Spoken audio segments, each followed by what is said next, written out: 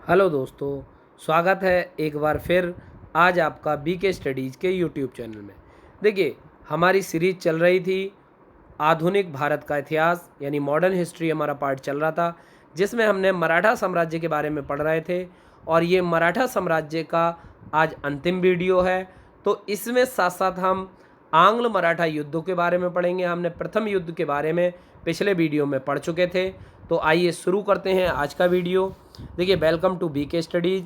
आप जानते हैं बीके स्टडीज़ रामपुर नाम से यूट्यूब चैनल है, जिससे जिन लोगों ने सब्सक्राइब किया है उन्हें हमारा नोटिफिकेशन मिल जाता है।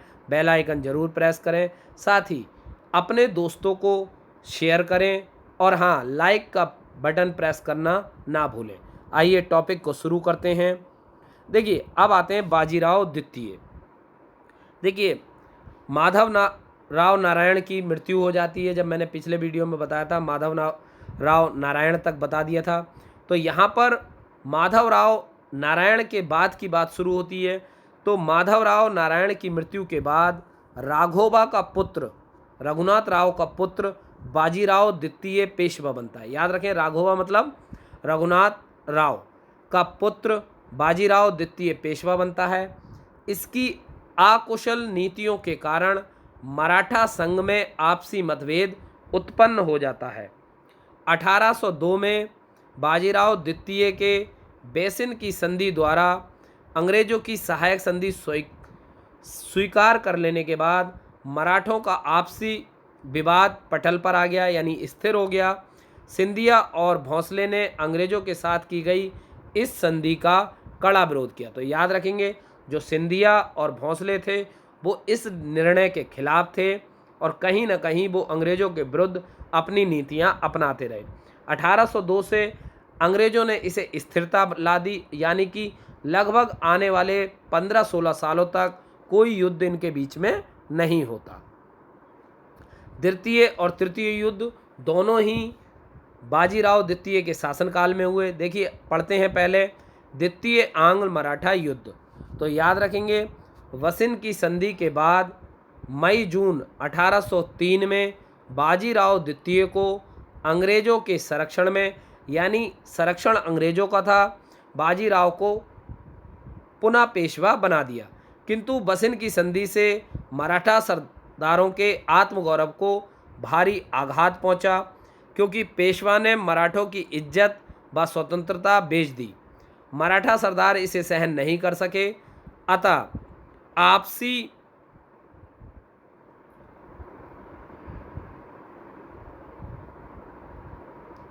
अतः उन्होंने पारस्परिक वैमनस्य को भुलाकर अंग्रेजों के विरुद्ध एक होने का प्रयत्न किया।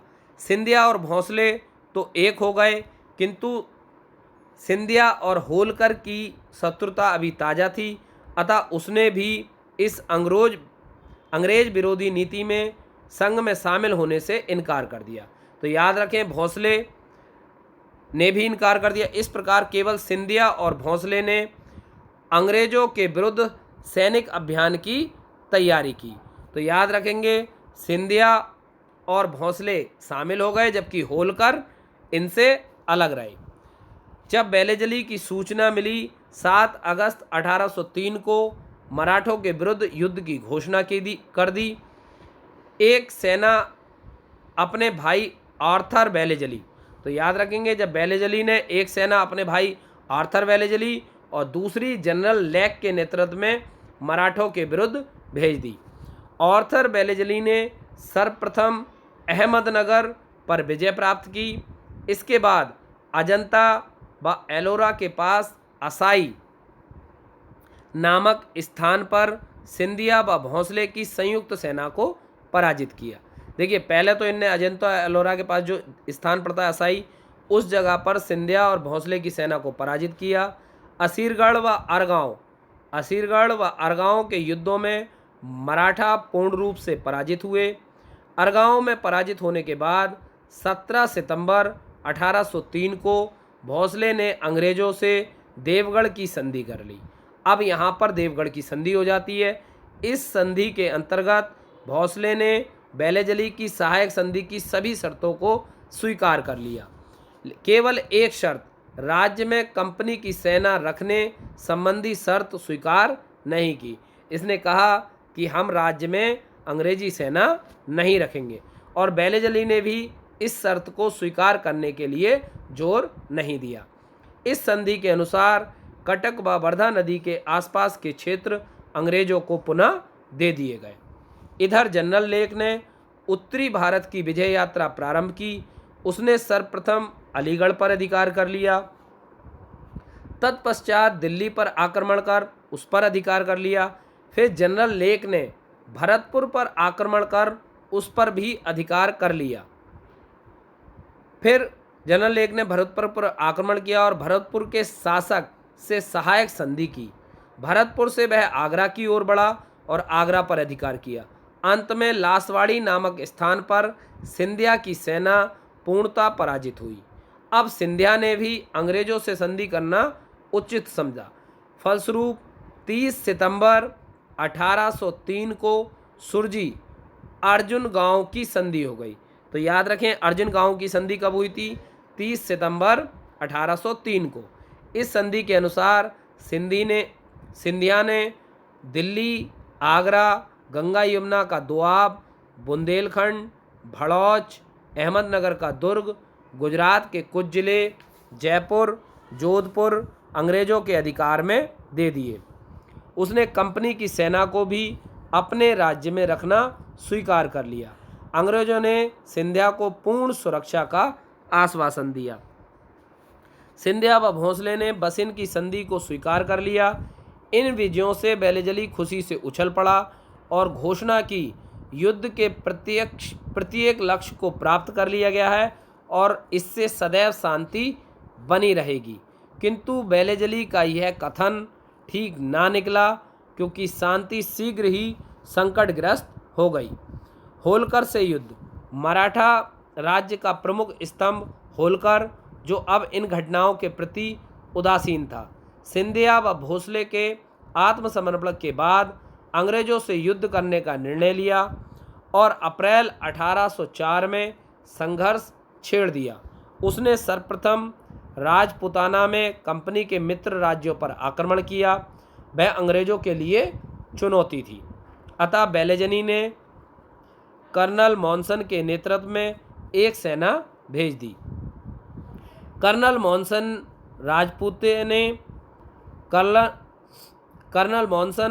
राजपूताने के भीतर घुस गया। होलकर ने कोटा के निकट मुकुंदरा के दर्रे के युद्ध में मॉनसन को पराजित किया। याद रखें, होलकर ने मॉनसन को भी पराजित कर दिया तथा उसे आगरा की ओर लौटने पर विवश कर दिया। ये आगार लिखा है, आगरा की ओर लौटने पर विवश कर दिया। उसके बाद होलकर ने भरतपुर पर आक्रमण करके वहाँ के शासक से संधि कर ली। यद्यपि भरतपुर के शासक से अंग्रेजों से संधि कर ली, किंतु इस समय उसने अंग्रेजों की संधि को ठुकरा दिया और होलकर का समर्थन किया। यहाँ से होलकर दिल्ली की ओर गया तथा दिल्ली के चारों ओर से घेर लिया, लेकिन दिल्ली पर विजय प्राप्त ना कर सका। दिल्ली पर होलकर के दबाव को कम करने के लिए अंग्रेजों ने जनरल मूरे को होलकर की राजधानी इंदौर पर आक्रमण करने के लिए भेजा। मूरे ने इंदौर पर आक्रमण कर लिया। जब होलकर को इंदौर के पतन की सूचना मिली तो वह दिल्ली का घेरा उठाकर इंदौर की ओर रवाना हुआ। रास्ते में डीग नामक स्थान पर ब्रिटिश सेना से उसका भीषण संग्राम हुआ। उसके बाद फर्रुखाबाद में होलकर पराजित हुआ और पंजाब की तरफ भाग गया। इस युद्ध में भी होलकर की शक्ति को पूरी तरीके से कुचला नहीं जा सका। भरतपुर के शासक ने होलकर का समर्थन किया था, अतः जनरल लेक ने भरतपुर के दुर्ग को घेर लिया। जनरल लेक ने दुर्ग पर अधिकार करने के लिए 6 जनवरी से 21 फरवरी 1805 के बीच 4 बार आक्रमण किए, किंतु उसे कोई सफलता नहीं मिली। अंत में अप्रैल 1805 में उसे भरतपुर के राजा से शांति संधि करनी पड़ी। जनरल लेक यह भयंकर भूल थी कि व्यर्थ ही भरतपुर में उलझा रहा। यदि लगे हाथ होलकर से निपट जाता तो भरतपुर स्वतः ही बाद में अंग्रेजों की अधीनता में आ जाता, किंतु उसकी मूर्खता से ना तो होलकर की शक्ति को ही नष्ट किया जा सका और ना ही भरतपुर पर अधिकार हो सका। इस असफलता के कारण ब्रिटिश सरकार व बोर्ड ऑफ डायरेक्टर बहुत चिंतित हुए। इंग्लैंड के प्रधानमंत्री पिट ने भी वेलेस्ली की कटु आलोचना की। फलस्वरूप वेलेस्ली को त्याग पत्र देकर जाना पड़ा। द्वितीय आंग्ल मराठा युद्ध में सिंधिया और भोंसले को पराजित कर अंग्रेजों ने सिंधिया 1804 में अंग्रेजों तथा होलकर के बीच तृतीय आंग्ल मराठा युद्ध हुआ, जिसमें पराजित होलकर ने अंग्रेजों के साथ राजपुर घाट की संधि की थी। मराठा शक्ति का पतन 1817 से 1818 में हो गया, जब स्वयं पेशवा बाजीराव द्वितीय ने अपने को पूरी तरह अंग्रेजों के अधीन कर दिया। याद रखें, ये 1804 में तृतीय है, ठीक है। अब आता है तृतीय आंग्ल मराठा युद्ध। देखें, बसिन की संधि द्वारा यद्यपि पेशवा अंग्रेजों की अधीनता स्वीकार कर चुका था, किंतु अब इस अधीनता से मुक्त होना चाहता था। इसके लिए पेशवा ने सिंधिया, होलकर तथा भोंसले से गुप्त रूप से बातचीत भी आरंभ कर दी। पेशवा ने अपनी शक्ति को सुदृढ़ करने का प्रयत्न किया। इस समय पेशवा तथा गायकवाड़ के बीच खिराज के संबंध में झगड़ा चल रहा था। इस संबंध में बातचीत करने के लिए गायकवाड़ का एक मंत्री गंगाधर शास्त्री अंग्रेजों के संरक्षण में पूना आया। पेशवा अंग्रेजों के विरुद्ध गायकवाड़ का सहयोग चाहता था, किंतु गंगाधर अंग्रेजों का घनिष्ठ मित्र था, अतः उसने पेशवा से सहयोग करने से इनकार कर दिया। ऐसी स्थिति में पेशवा के एक विश्वसनीय मंत्री त्र्यंबक जी ने धोखे से गंगाधर शास्त्री की हत्या कर दी। याद रखें, गंगाधर शास्त्री को मरवा डाला। पूना दरबार में ब्रिटिश रेजिडेंट एल्फिंस्टन की त्र्यंबक जी से व्यक्तिगत शत्रुता थी, अतः रेजिडेंट ने पेशवा की मांग की कि त्र्यंबक जी को बंदी बनाकर उसे अंग्रेजों के सुपुर्द कर दिया जाए। पेशवा ने बड़ी हिचकिचाहट के साथ 11 सितंबर 1815 को त्र्यंबक जी को अंग्रेजों के हवाले कर दिया। त्र्यंबक जी को बंदी बनाकर थाना भेज दिया गया, किंतु एक वर्ष बाद त्र्यंबक जी थाने से भागने में सफल हो गया। इस पर एल्फिंस्टन पेशवा पर आरोप लगाया कि त्र्यंबक जी को भगाने में उन्होंने सहायता की है। एल्फिंस्टन ने पेशवा की शक्ति को सीमित करने के उद्देश्य से पेशवा पर एक नई संधि करने हेतु दबाव डाला और उसे धमकी दी, यदि वह नई संधि करने पर सहमत नहीं होता तो उसे पेशवा की मनसब से हटा लिया जाएगा। अतः भयभीत होकर 13 जून 1817 को पेशवा ने अंग्रेजों से नई संधि यानी पूना की संधि कर ली। इस संधि के अंतर्गत पेशवा ने मराठा संघ के अध्यक्ष पद का त्याग किया। सहायक सेना के खर्च के लिए 33 लाख रुपए वार्षिक आय के भूभाग उसे अंग्रेजों को सौंपने पड़े और नर्मदा नदी के उत्तर में स्थित अपने राज्य के सभी भूभाग अंग्रेजों को सौंपने का वादा किया। और जब तक त्र्यंबक जी को अंग्रेजों के सुपुर्द ना कर दिया जाए, उस समय तक त्र्यंबक जी का परिवार को अंग्रेजों के पास बंधक के रूप में रखना स्वीकार किया। पेशवा के बिना अंग्रेजों की अनुमति के किसी अन्य राज्य से पत्र व्यवहार ना करने का, यानी पेशवा अंग्रेजों की अनुमति के बिना किसी भी राज्य से पत्र व्यवहार नहीं कर सकते थे। यद्यपि सभी मराठा सरदार अंग्रेजों से अपमानजनक संधियां कर चुके थे, किंतु यह संधियां व्यवस्था के कारण की थी और वे उनसे मुक्त होना चाहते थे। पेशवा भी पूना की संधि के अपमान की आग में जल रहा था। अतः जिस दिन सिंधिया ने अंग्रेजों के साथ संधि की 5 नवंबर 1817, उसी दिन पेशवा ने पूना में स्थित ब्रिटिश रेजिडेंसी पर आक्रमण कर दिया। एल्फिंस्टन किसी प्रकार जान बचाकर भागा और पूना से 4 मील दूर किर्की नामक स्थान पर ब्रिटिश सैनिक छावनी में शरण ली। पेशवा की सेना ने किर्की पर धावा बोल दिया, किंतु पेशवा पराजित हुआ और तथा वह सतारा की ओर भाग गया। नवंबर 1817 में पूना पर अंग्रेजों का अधिकार हो गया। पेशवा द्वारा युद्ध आरंभ किए जाने पर कुछ मराठा सरदारों ने भी युद्ध करने का निश्चय किया। नवंबर 1817 में ही अप्पा साहब भोंसले ने नागपुर के आसपास सीताबंदी नामक स्थान पर अंग्रेजों से युद्ध किया, किंतु पराजित हुआ। तत्पश्चात दिसंबर 1817 में नागपुर के युद्ध में वह पुनः पराजित हुआ और भागकर पंजाब चला गया। पंजाब से भागकर वह शरण के लिए जोधपुर आया। जोधपुर के राजा मान सिंह ने, जो स्वयं अंग्रेजों का विरोधी था, अप्पा साहब को शरण दी तथा 1840 में अप्पा साहब की जोधपुर में मृत्यु हो गई।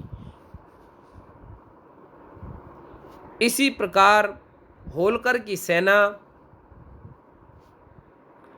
व अंग्रेजों के बीच 21 दिसंबर 1827 को महीदपुर के मैदान में भीषण युद्ध हुआ। युद्ध में होलकर की सेना पराजित हुई तथा जनवरी 1818 में दोनों के बीच मंदसौर की संधि हो गई। इस संधि के अनुसार होलकर ने सहायक संधि स्वीकार की, राजपूत राज्यों से अपने अधिकार त्याग दिए तथा बूंदी की पहाड़ियों व उसके उत्तर के सभी प्रदेश कंपनी को हस्तांतरित कर दिए।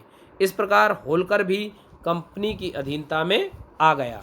बाजीराव द्वितीय पूना प्रदेश को अंग्रेजी राज में विलय कर पेशवा पद को समाप्त कर दिया। अब स्मरणीय तथ्य क्या है? आरंभ में पेशवा का पद अष्ट प्रधान की सूची में दूसरे नंबर पर था, किंतु पेशवा बालाजी बाजीराव के समय यह पद वंशानुगत हो गया। फिर क्या हो गया? वंशानुगत। पूना में पेशवा का सचिवालय हुजूर दफ्तर कहलाता था। ये पेशवाकालीन मराठा प्रशासन का केंद्र था। 1750 में संगोला की संधि द्वारा मराठों का वास्तविक प्रधान पेशवा बना था।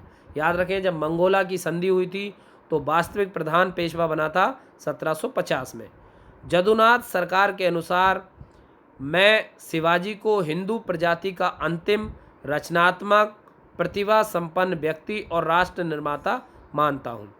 शिवाजी का राजस्व प्रशासन अहमदनगर के मलिक अंबर द्वारा अपनाई गई रैयतवाड़ी प्रथा पर आधारित था। बालाजी प्रथम हिंदू पादशाही का आदर्श शुरू किया था, जिसने बालाजी बाजीराव ने समाप्त कर दिया। इतिहासकार सरदेसाई के अनुसार बालाजी बाजीराव की प्रशासनिक योग्यता की सबसे बड़ी विशेषता अर्थव्यवस्था पर नियंत्रण करने, राज्य की आय के साधनों को बढ़ाने तथा उन संसाधनों में राज्य के हित में अधिकाधिक प्रयोग करने की थी। पेशवाओं के शासनकाल में भ्रष्टाचार रोकने का कार्य देशमुख तथा देशपांडे नामक अधिकारी करते थे। ये राजस्व अधिकारी होते थे।